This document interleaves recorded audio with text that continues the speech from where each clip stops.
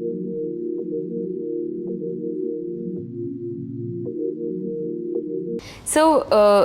Ma'am, આપણે sex education ના હોવાના કારણે, પ્રોપર નોલેજ ના હોવાના કારણે તમે કેવા પ્રકારની મિસ્ટેક્સ જોઈ છે કપલ્સમાં આફ્ટર મેરેજ ઓર મે બી બિફોર મેરેજ? સેક્સ એજ્યુકેશન ના હોવાથી એમને એકચ્યુઅલી આપણે આગળ ડિસ્કસ કર્યું એ પ્રમાણે હાઉ ટુ પરફોર્મ એ ઘણીવાર નથી ખબર હોતી. એમને એ નથી ખબર. Sex education also includes contraception. So they do not actually know કે પ્રેગ્નન્સી પ્રિવેન્ટ કરવા માટે, ઇન્ફેક્શન પ્રિવેન્ટ કરવા માટે કઈ પ્રકારના સાધનો અવેલેબલ છે. સો સૌથી પહેલાં એવું કહીશ કે કોન્ટ્રાસેપ્શન જેટલું સેક્સ એજ્યુકેશન ઇમ્પોર્ટન્ટ છે એટલું અથવા એનાથી વધારે કોન્ટ્રાસેપ્શનનું નોલેજ ઇમ્પોર્ટન્ટ છે. બિકોઝ આજના યુથને એ ખબર છે from all the medias, from whatever is available, કે how important is to have sex. They know their requirement.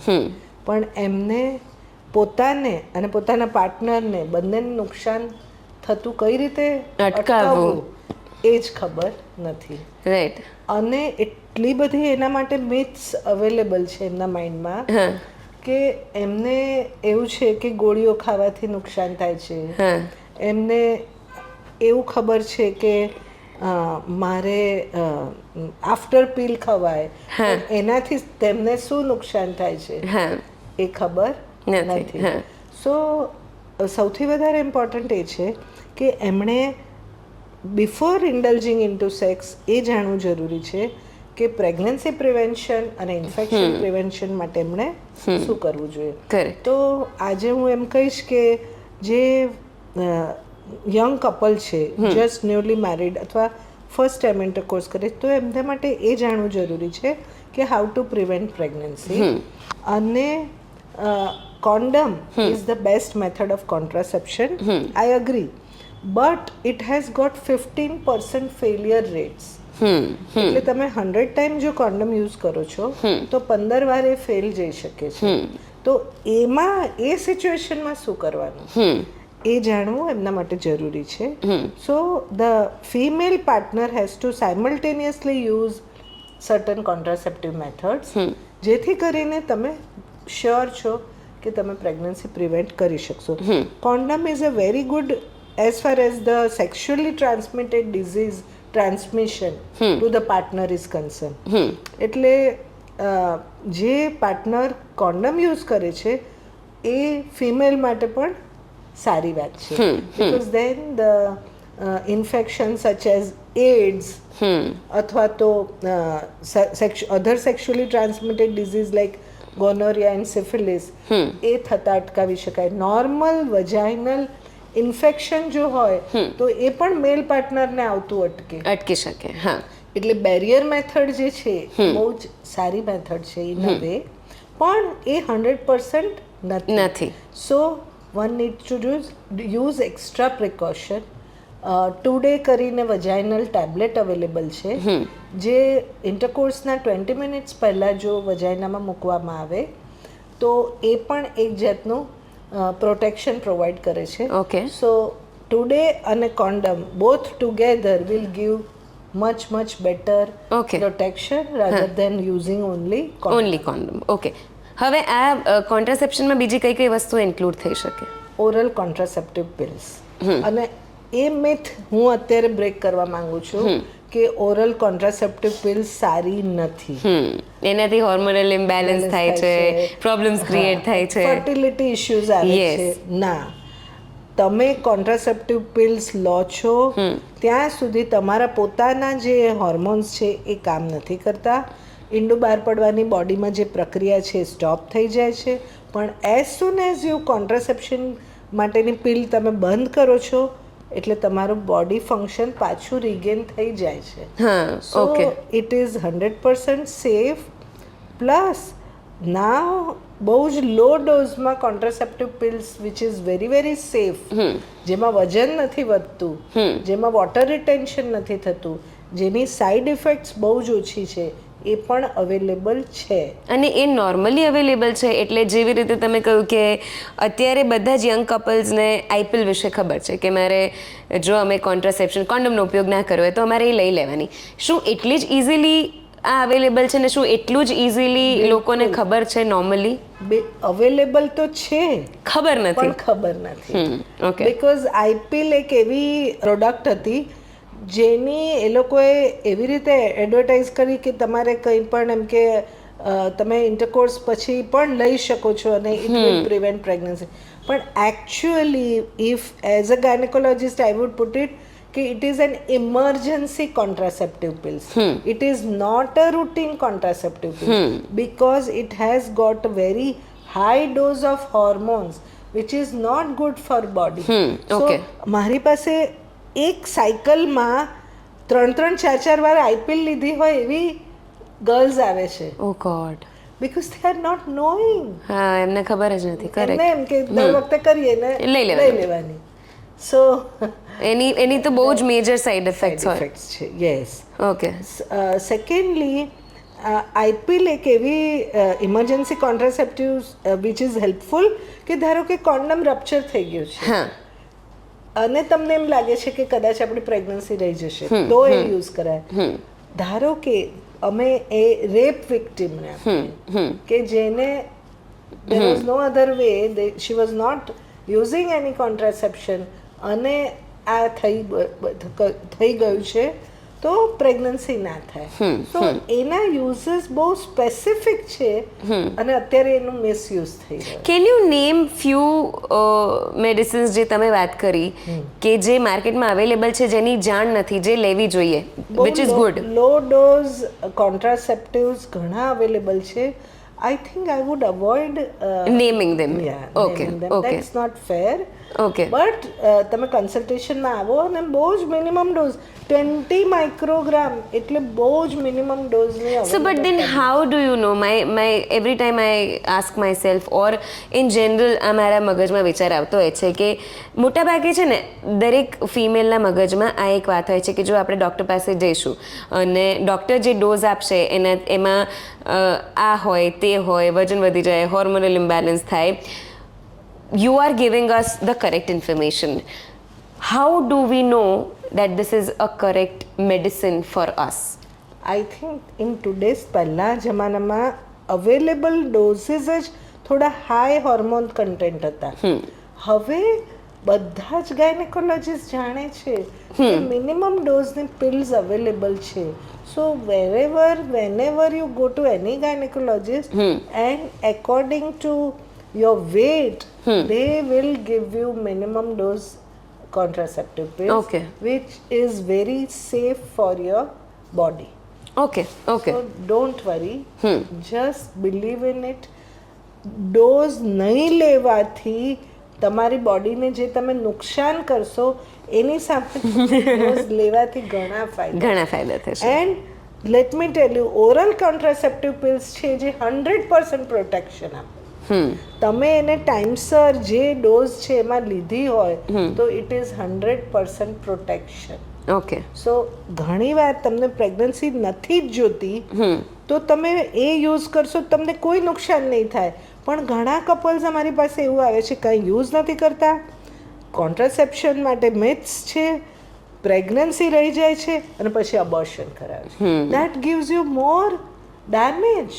It damages your body. Rather you use contraception અને પ્લાનિંગ કરીને pregnancy રાખો. Correct. That is safer.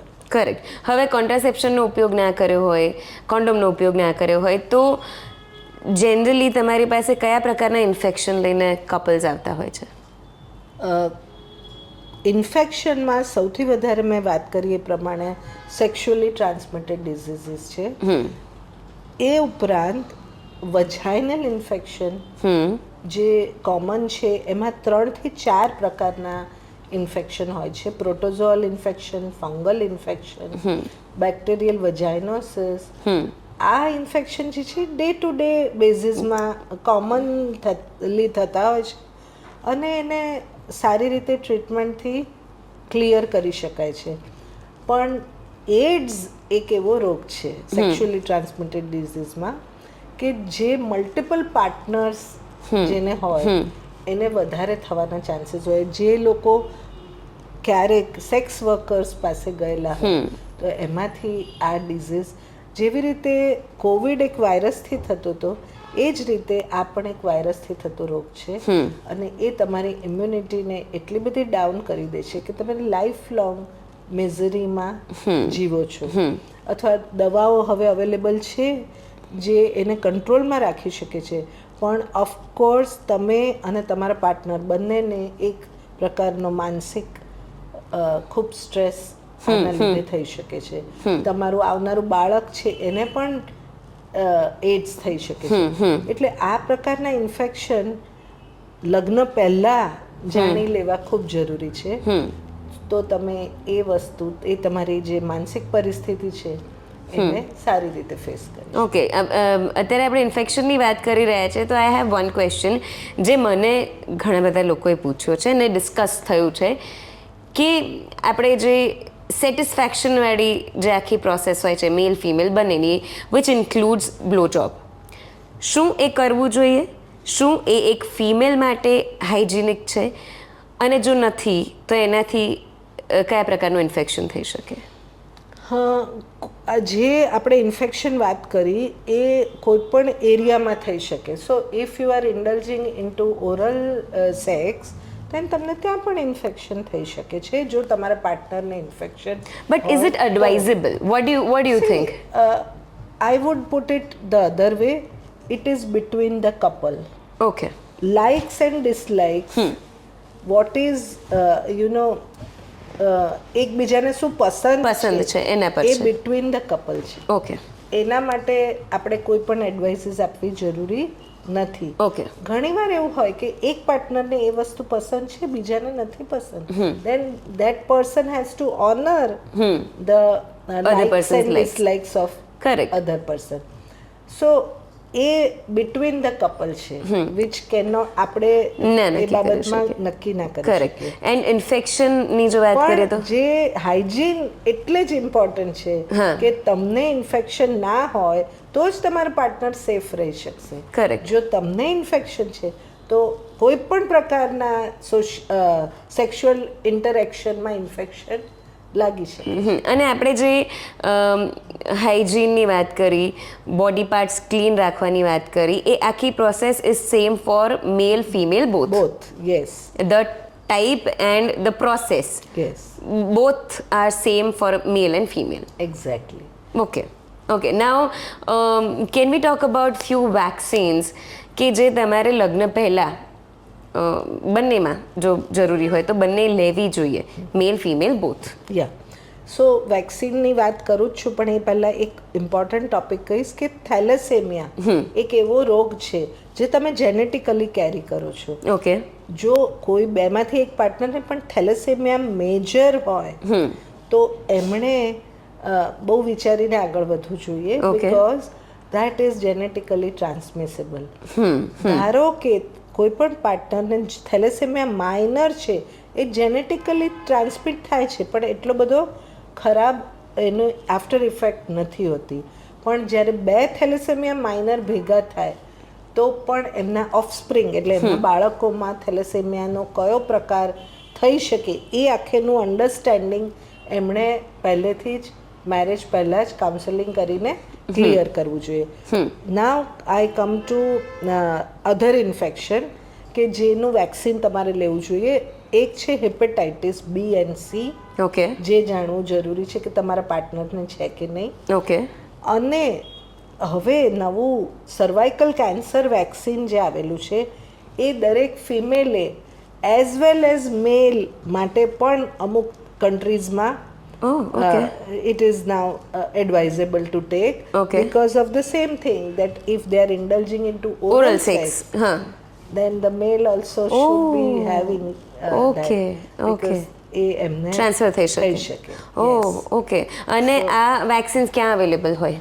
they are available with pediatrician, because we usually advise and gynecologist, we usually advise for a female to give vaccine starting from age group of 10 years. એટલે 10 વર્ષની છોકરી થાય અને તમે એમને 2 જ dose અપાવો, which is now enough. અને ધારો કે મોર દેન 15 યર્સ છે એ પછી તમે અપાવવાનું છે, તો there are 3 doses which is to be given for cervical cancer prevention, એટલે એનું વેક્સિન. અને એ ઉપરાંત હેપેટાઇટિસ બી અને સીમાં પણ જો પાર્ટનરને છે તો બીજાને લાગવાની શક્યતા હોય છે, તો એના પણ વેક્સિન્સ અવેલેબલ છે. એટલે એ પણ જાણવું અને વેક્સિન લેવા જરૂરી છે. One more vaccine which is important is rubella vaccine. બહુ નાનપણમાં, એટલે 9 યર્સની એજમાં MMR વેક્સિન જેણે લીધું હોય તો એ રૂબેલા કવર્ડ છે, એટલે એમાં વાંધો નથી. પણ ઘણા મા બાપે નથી આપ્યું હતું MMR વેક્સિન, તો એમને પોતાનો ટેસ્ટ કરાવીને રૂબેલા વેક્સિન ન લીધું એવું જો પુરવાર થાય તો એમને રૂબેલા વેક્સિન પણ લઈ લેજો. એટલે એટલા માટે why I am including it in premarital counselling, because ધારો કે મેરેજ પછી તરત જ પ્રેગ્નન્સી રહી જાય છે અને સમહાવ એમને રૂબેલા વેક્સિન નથી લીધેલું અને એમને રૂબેલાનો રોગ લાગે, તો એ પ્રેગ્નન્સીને અફેક્ટ થવાના ચાન્સીસ હોય છે. આવનારા બાળકમાં ખોડ આવવાના ચાન્સીસ હોય છે. એટલે રૂબેલા વેક્સિન લેવું ખૂબ જરૂરી છે. અને એ વેક્સિન લીધા પછી 6 મહિના સુધી પ્રેગ્નન્સી રાખવી એડવાઇઝેબલ નથી. So these are the premarital preparations. Correct. One last question I have. So અત્યારે છે ને ફિઝિકલ રિલેશનશિપને લઈને, સેક્સને લઈને બહુ જ અલગ અલગ પ્રકારના, લાઇક વી ડિસ્કસ્ડ, મિથ્સ છે. અને અમુક વખતે એ પ્રકારના ડિસ્કશન્સમાં લોકોને થોડુંક પેલું પણ લાગતું હોય કે I am not having sex as much as my friends are having, or my sex life is not active જેટલી મારી આસપાસના લોકોની છે. સો અકોર્ડિંગ ટુ યુ, એક કપલ માટે કેટલા મતલબ in a week how many times they should have a sex? Again, it depends upon when the couple. It is between the couple. But still, એટલે એવું કંઈ હોય કે આટલું તો ઇઝ ગુડ, વધારેની આપણે વાત નથી કરતા, બટ આટલું તો is necessary for both the partners happiness or may be their desires? Because there comes the question that desires are different for each couple, each individual rather, I would put it. So one need to understand each other's desires and indulge into activities. કારણ કે ધારો કે હસબન્ડની Dzire વધારે છે અને વાઈફની Dzire ઓછી નથી, તો ઓછી છે રાધર, તો હસબન્ડને એની ડિઝાયર ધારો કે વધારે છે તો થોડું એમાં ઘટાડો કરી અને વાઈફે એની ડિઝાયર વધારે અથવા તો એને કોઓપરેટ કરે, તો they can come in between and make an equilibrium. So there is nothing like તમારી સેક્સ લાઈફ પ્રોપરલી એક્ટિવ રાખવા માટે આટલું ફ્રીક્વન્સી હોવી જોઈએ. there is nothing like that. Okay, done. Thank you so much. બહુ મજા પડી તમારી સાથે વાત કરીને. અને it is always a pleasure because I get an opportunity to interact with general population and spread whatever knowledge I have and create awareness. Correct. So આ ચેનલની ફરીથી શરૂઆત કરવા પાછળનું કારણ જ આ હતું કે હું રેડિયો પર આપણે આ ટોપિક વિશે બહુ બધી વાર વાતો કરી છે, બહુ અલગ અલગ ટોપિક્સ વિશે વાત કરી છે, અને મને એવું હતું કે આ એક એવી જગ્યાએ એનું ડોક્યુમેન્ટેશન થાય કે જ્યાં લોકો ઘડી ઘડી જોઈ શકે, વધારે લોકો સુધી એ પહોંચી શકે. અને હજુ તો એવા બહુ જ બધા ટોપિક્સ છે જેના વિશે ઇન ડિટેલ વાત થઈ શકે, બહુ જ ઇન્ફોર્મેટિવ છે. એ સાંભળીને કદાચ એવું થશે કે અત્યાર સુધી આ નથી ખબર આપણને.